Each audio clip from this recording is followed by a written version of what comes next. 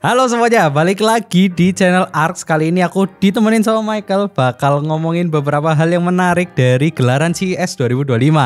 Nah, di CES 2025 ini sebenarnya yang paling menarik itu ada dari segi teknologi-teknologi selain komputer. Kalau komputer ya paling ada 1-2 hal kayak Nvidia RTX 5000, kita bakal bahas dari situ ya.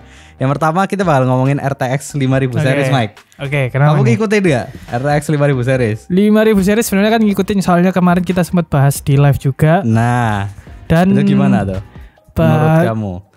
Mungkin juga karena beritanya cukup ramai juga ya. Ya sebenarnya kalau ngomongin soal 5000 series itu bisa jadi hot topic di CES 2025, soalnya kan masuk ke keynote juga. Ya, karena keynote-nya Jensen Huang itu ternyata dia ngasih tahu RTX 5000 series ini itu untuk pairingnya, untuk pairing buat ngasih tahu performanya itu nggak ngomong VRAM lagi, tapi dia ngomongnya itu pakai AI TOPS. Betul sekali. Dengan habis itu langsung ngasih tahu harganya. Kayak RTX 5090 itu harganya ada di 1999. Yeah.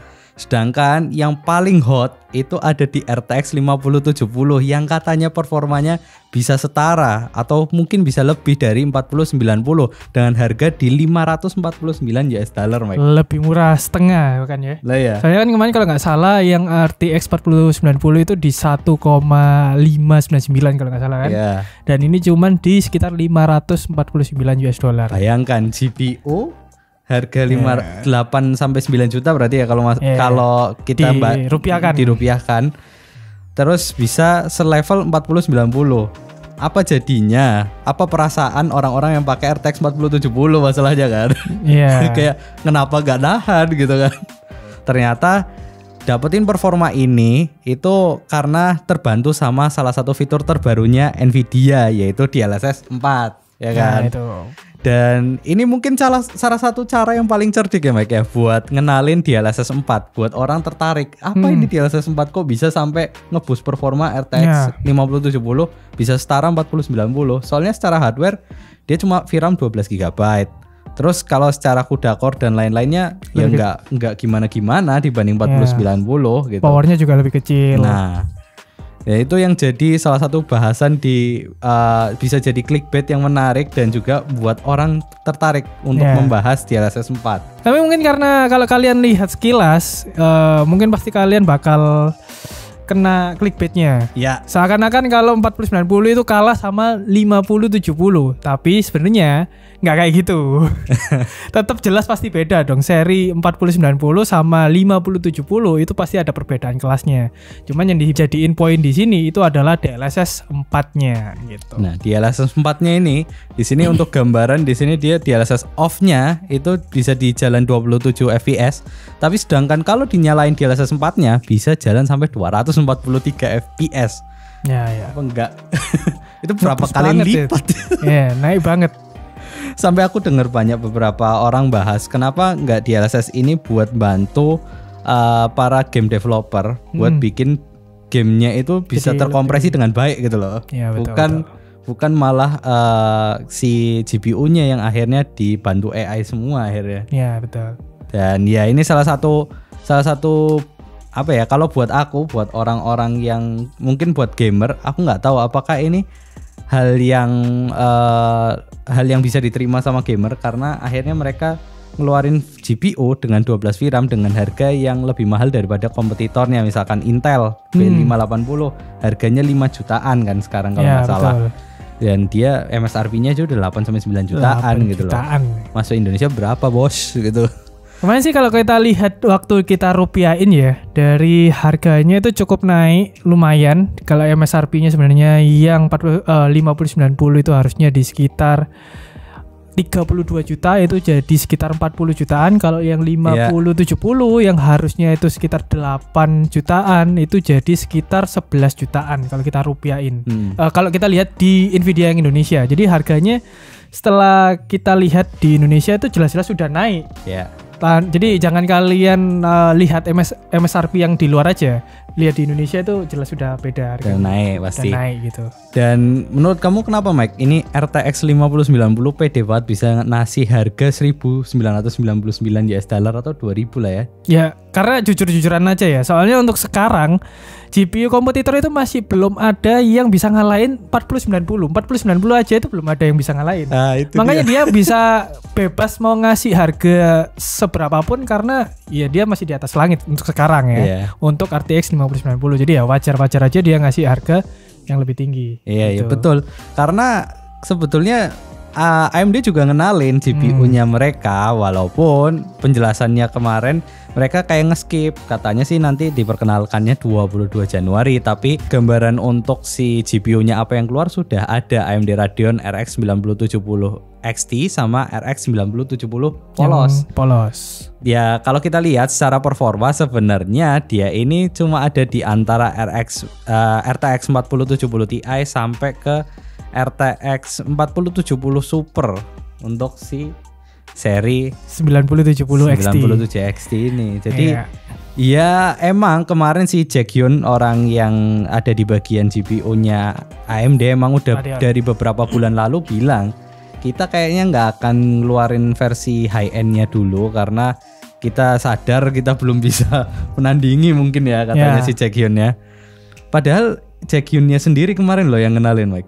Tapi betul. Dia terlalu fokus sama AI PC-nya. Tapi ya memang luar biasa sih kalau AI PC AI prosesornya dari si AMD ya. Yang kayak apa? Yang HX series tuh bagus-bagus. Kalau AMD ada satu hal lagi, Z2 series. AMD Ryzen Z2 series. Nah, di sini ada berita yang menarik, Mike, menggemparkan. Tahu Cloud? Iya, Cloud 8 AI yang pakai Lunar Intel Lake, ya. Ternyata bakal keluar versi Z2-nya. Waduh. Gimana rasanya? Ini rumor, masih rumor kan tapi ini di CES tadi dikatakan secara eksklusif gitu. Oke, sebenarnya kalau misalkan beneran pakai Z2 ya, Z2 itu yang baru, bakalan rame sih MSI-nya ya, MSI-nya ya. Soalnya kan mereka cukup rilis pertama itu pakai Intel, terus yang kemarin juga sempat pakai Intel, terus ganti lagi pakai AMD sekarang. Iya. Apakah dimadu Intel? Agak bingung. Parah. Sama performa baterainya atau gimana ya kita nggak tahu. Tapi emang jujur kalau misalkan kita ngomongin untuk CPU yang di handle sekarang ini ya, dari segi performa sama baterainya itu jelas bisa diacungin jempol untuk sekarang. Iya. Ya kan?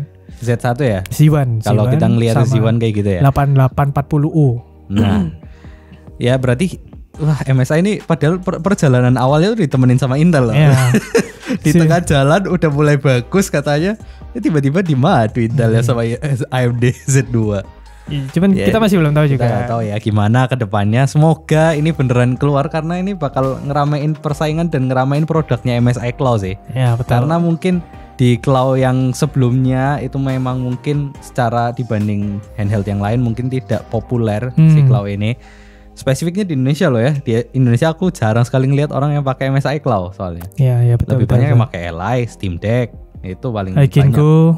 Legion Go. Dan ya itu kalau kita ngomongin ya yang berhubungan sama PC. Tapi CES ini kan nggak cuma ngomongin teknologi yang ada di PC aja. Justru menariknya di luar PC-nya ini. Kita bakal OOT sedikit sama teman-teman di sini. Kita bakal share ada beberapa teknologi-teknologi yang menarik. Salah satunya ini ada mobil listrik atau BEMO lah ya istilahnya, karena bannya 3 ini. Ini BEMO listrik bajai. Yang ya bajai berarti. Ya, bajai modern ini ya. Bajai modern yang sudah 2 seater, sudah bisa nge-generate 700 watt di bagian hoodnya itu, solar panel. Itu juga kecepatan 0 sampai 60 km-nya itu bisa di bawah 6 detik maksudnya. Nah, produk yang satu ini dibuat sama namanya Aptera Motors. Oh, oke. Nah, Aptera Motors ini ngeluarin di CES 2025. Ini mungkin mobil 3 ban dari Aptera yang pertama yang pakai solar panel. Lah, menurut kamu nih, Mike, mobil-mobil kayak gini mungkin gak sih masuk di dunia nyata? Maksudnya diproduksi massal dipakai orang gitu? Ya sebenarnya kalau kita lihat dari beberapa berita yang ada, terutama yang ada di luar ya, kayak di Cina, terus di US, kalau ngomongin masalah mobil pintar yang nggak ada orang nyetirnya terutama ya, terus sama yang pakai listrik itu sudah banyak, terutama di Cina sama di US. Betul. Tapi kalau ngomongin soal di Indonesia itu mungkin masih agak berat ya kalau ngomongin soal sistem kayak gini. Jadi ya mungkin kalau di luar itu sudah sangat amat yakin bisa direalisasikan. Masih mungkin ya kalau masih di mungkin. Luar ya. Tapi kalau di Indonesia mungkin masih perlu beberapa step lagi lah ya. Ya karena yang aku ketahui ya kalau ngomongin mobil-mobil kayak gini yang otonomous atau yang sudah smart dan elektrik itu biasanya mereka membaca jalannya itu dari marka jalan. Ketika di Indonesia marka jalannya ada yang ada dan tidak ada, itu bakal bikin mobil otonomous itu malah jadi kecelakaan gitu ujung-ujungnya. Di sini aja lampu merah masih sering orang-orang di depan garis kan. Nah itu. Ini ya pokoknya kalau masuk Indonesia yang harus diganti itu hood yang di samping-samping ban ini harus diganti nih, dilepas. Karena bakal dicolong kalau nggak lecet. Iya, bakal ditabrak sih sama orang-orang. Gak sabaran dikit langsung disenggol itu. Iya.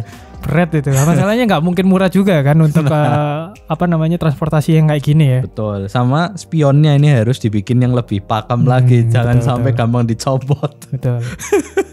Tapi yang produk kayak gini menarik lah, karena ternyata sebenarnya Aptera Motors ini menjanjikan produk ini bakal diperjualbelikan secara massal karena sudah ada hampir 50.000 orang yang inden mobil ini di luar negeri. Di luar negeri ya, di Indonesia sih enggak. Kelihatan sih. Soalnya kalau jalan di luar itu kan memang sudah bisa dibilang rapi lah ya, orang-orang yang di jalan gitu. Kita jarang lihat ada yang naik motor gitu kan. Sedangkan kayak transportasi motor itu dibatasin gitu kan. Betul. Banyaknya lebih ke mobil, taksi, gitu. mobil, yang lain-lain. Kalau di Indonesia kan kalau kalian lihat mungkin dari 100% berapa persennya itu full pakai motor. Betul. Ya itu yang mungkin masih agak susah ya. Nah, next, kacamata AI yang bisa membantu orang yang mengalami kebutaan. Misalkan orang buta ataupun tunanetra gitu.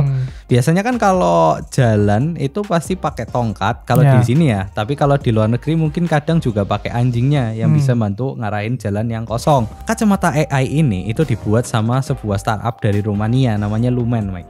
Oke. Nah, dia ini itu kayak headband ya istilahnya ya. Terus ada kameranya yang bisa ngedeteksi mana yang kosong dan ngasih haptic atau sentuhan atau getaran buat ngasih tahu kiri kanan gitu. Oh, ada haptic triggernya gitu juga ya. Ini bisa membantu banget buat orang-orang yang mengalami kesulitan penglihatan atau yang udah mengalami kebutaan bisa melakukan aktivitas tanpa bantuan apa-apa gitu.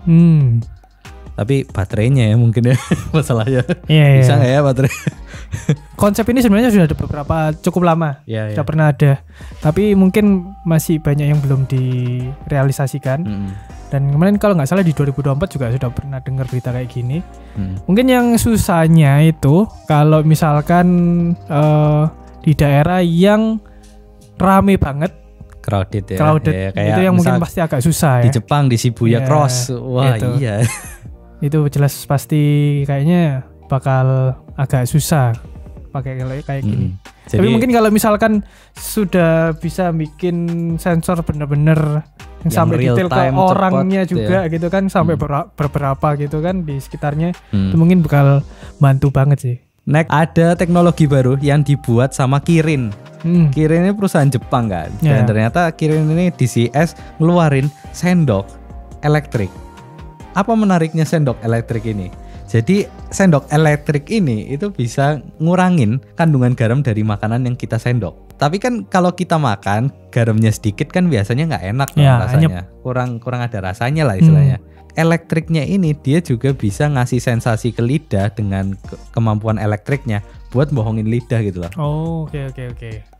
Ini cukup canggih, membuat ini bisa jadi buat teman-teman yang lagi diet garam. Karena penggunaan garam yang berlebihan itu kan nggak bagus dan jangka panjangnya bisa kena banyak penyakit dan ini concern yang memang secara global dibahas gitu. Dan kedepannya katanya Kirin juga bakal bikin sumpit yang punya teknologi yang sama, Mike. Karena ini dari Jepang soalnya. Kalau kamu gimana? Kamu tertarik gak punya ini? Aku tertarik sih. Kalau aku sih enggak ya. Kalian bisa lihat badan udah kayak gini ya kan. Lebih butuh banyak garam sih sebenarnya. Banyak garam ya. Ya, tapi kalau misalkan ngomongin buat alat bantu mungkin ini bisa bantu banget ya. Karena kan hitungannya buat ngurangin garam, apalagi buat orang-orang yang memang mau orang yang sudah ketergantungan diet, mungkin ya makanannya kandungan garamnya udah banyak gitu. Soalnya kan kalau garam kan ngomongin kandungan air juga kan. Betul. Ya, biasanya kan tambah banyak, tambah bikin orang bisa sampai obesitas juga. Gitu. Next ada topi Mike, namanya EcoFlow Powerhead. Jadi ini topi, itu kamu pakai, itu dia ada solar panelnya semua ini. Jadi bisa bantu ngecas HP. Karena di bagian topi ini ada 2 port USB Type A dan satunya Type C. USB Type A-nya 1, Type C-nya 1. Kayak powerbank berarti. Jadi kamu ini kayaknya di Indonesia bakal berguna sih, Mike. Kalau ini sih jelas ini berguna banget. Apalagi di Surabaya, Mike. Panas banget kan di Surabaya. Apalagi kalau misalkan kalian lagi naik gunung gitu kan. Mungkin bisa kan. Dan ini juga udah IP65 jadi udah dustproof dan lain sebagainya sama hujan gitu aman lah ya.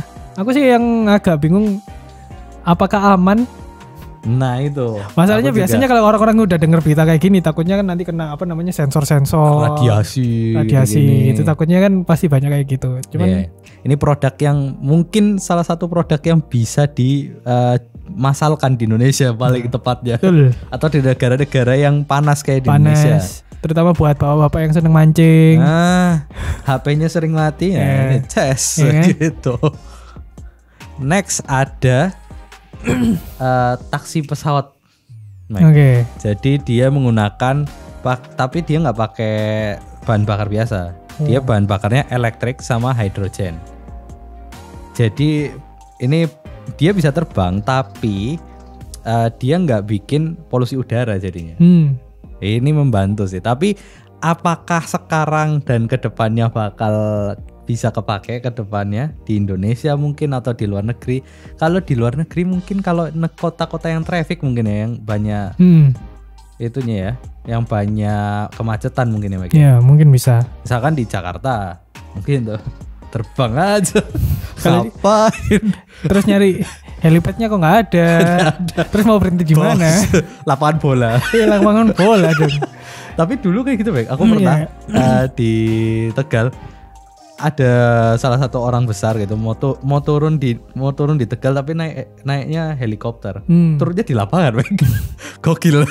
Jadi kalau ngomongin soal helikopter yang pakai tenaga kayak gini, pakai baterai terutama ya, bisa dibilang ini inovasi. Dan juga kalau soal taksi helikopter itu sebenarnya sudah lama ya kalau nggak salah itu dibicarakan sudah lama karena waktu itu kalau nggak salah kalau kalian pernah dengar ada beritanya Uber itu pernah bikin yang taksi helikopternya. Betul. Gitu. Ini mungkin masalah perizinan juga ya sama betul. Ini kan kalau ngomongin naik ke udara itu kan harus ada izin dan peraturannya gitu.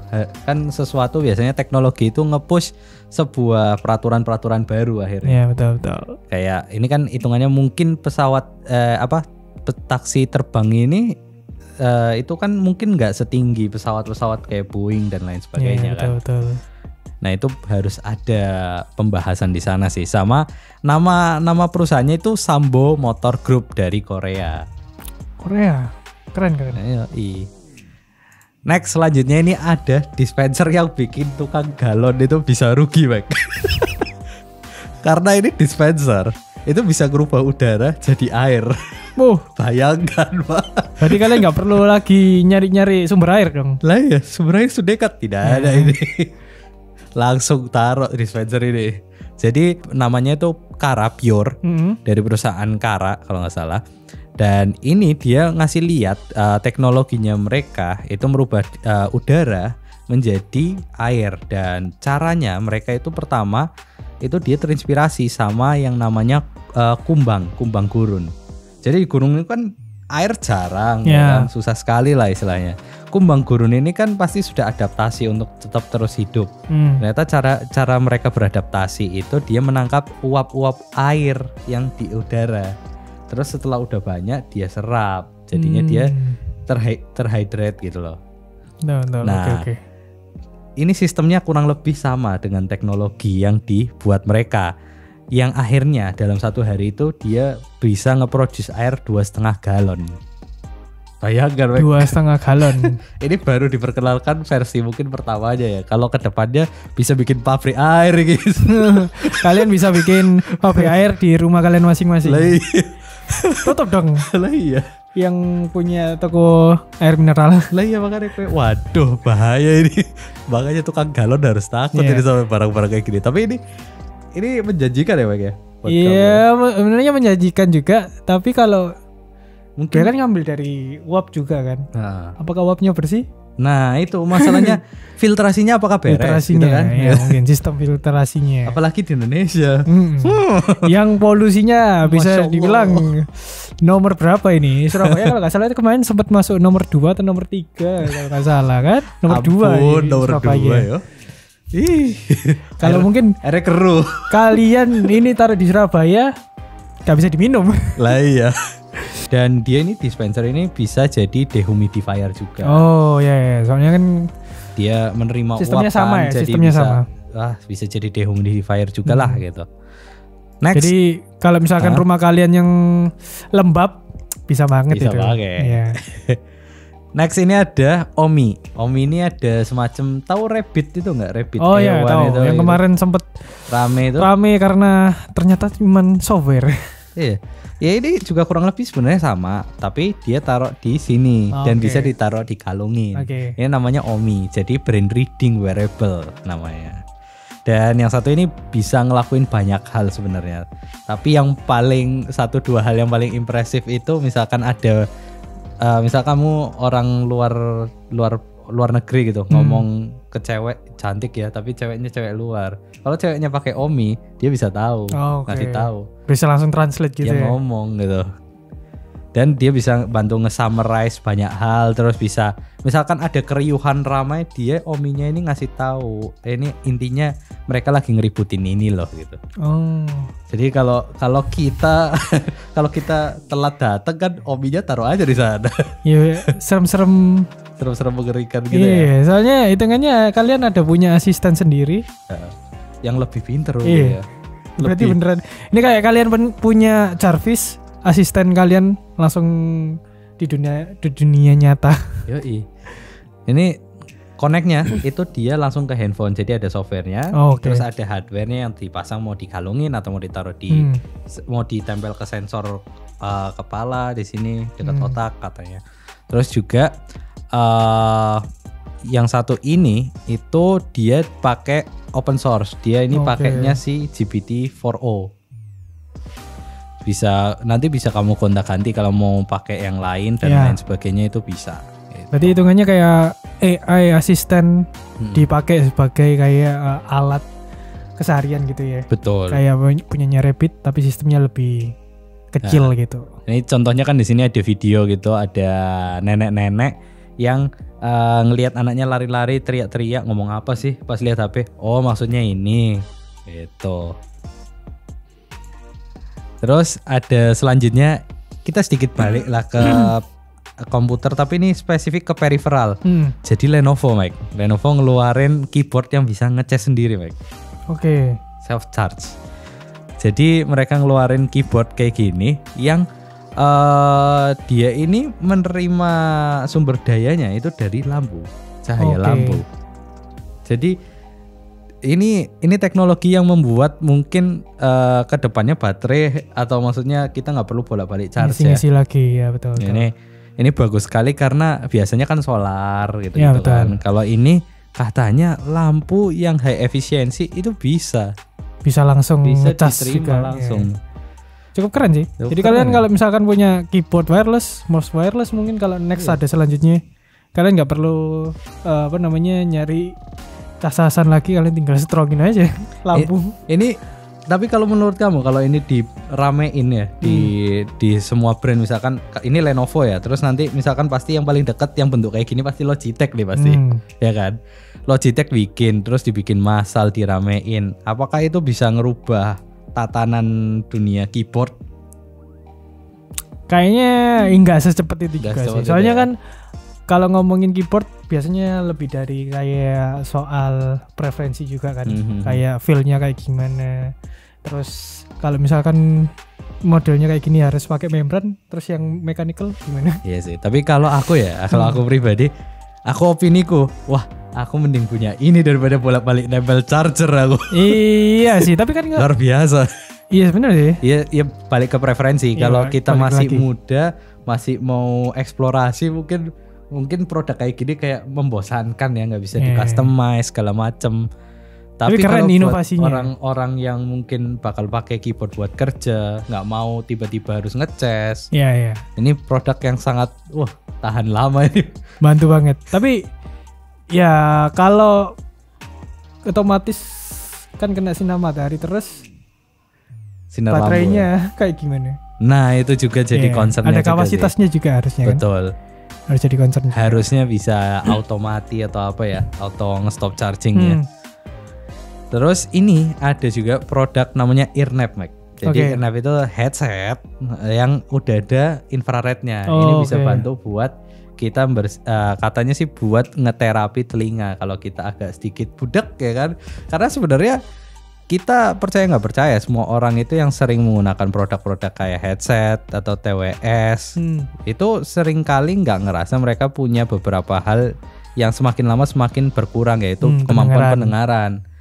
Dulu waktu kita mungkin masih belum menggunakan headset, kita pendengarannya sangat-sangat tajam gitu. Tapi semakin hari itu kita mungkin ngerasanya kok volume segini masih kurang ya. Iya betul. Terus kalian diajak ngomong, hah? Iya. Kopok digituin. Jadi ini sistemnya kayak headset, terus ada sensor infrarednya. Infrarednya yang bisa bantu terapi. Terapi. Ini sebenarnya kalau produk kayak gini tuh ada, tapi mahal.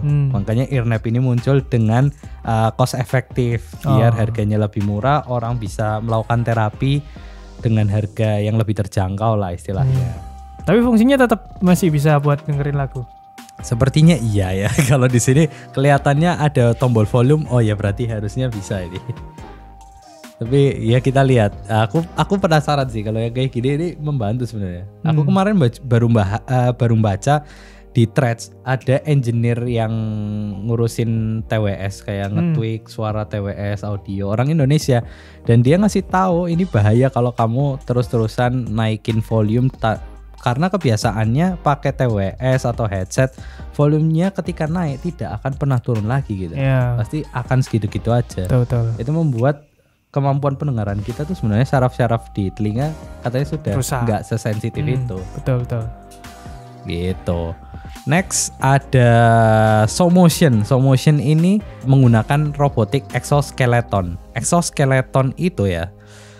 Itu semacam kayak alat bantu membantu tubuh manusia yang mengalami kekurangan atau kelumpuhan ya, ketidakmampuan untuk berdiri, misalkan kena stroke atau kena cedera tulang punggung atau tulang ekor, itu kan biasanya nggak bisa berdiri lagi atau sulit untuk berdiri gitu. Dan exoskeleton SoMotion yang diperkenalkan ini bisa membantu orang yang tadinya nggak bisa berdiri lagi jadi bisa berdiri dan berjalan sebagaimana manusia semestinya biasa normal. Oke. Nah, kalau lihat sih kayak kalian pernah lihat di film-film, harusnya pernah lihat kayak gini lah ya. Robot-robot gitu ya, kayak yang robot ya. Dibantu orang buat bisa jalan lagi gitu kan. Yang kayak gini tuh mungkin ini katanya ini sudah diuji FBS, sudah lulus, sudah siap dimasalkan kan. Dan sebenarnya ternyata katanya teknologi ini sudah ada di zaman militer. Jadi awalnya punyanya militer, terus sekarang dikembangkan buat penggunaan secara massal. Keren. Ini ada contoh orangnya juga yang kena kelumpuhan dan dia nyobain bisa loh dia jalan, bisa jalan geser, maju, mundur. Gak cuma duduk doang kan di kursi gitu biasanya. Ya semoga ini produk kayak gini tuh mungkin bisa goyang-goyang langsung kayak orang. Produk-produk kayak gini tuh semoga bisa dimasalkan dan dibuat lebih compact supaya orang-orang itu nggak malu mungkin bawa barang kayak gini di badannya ya. Iya.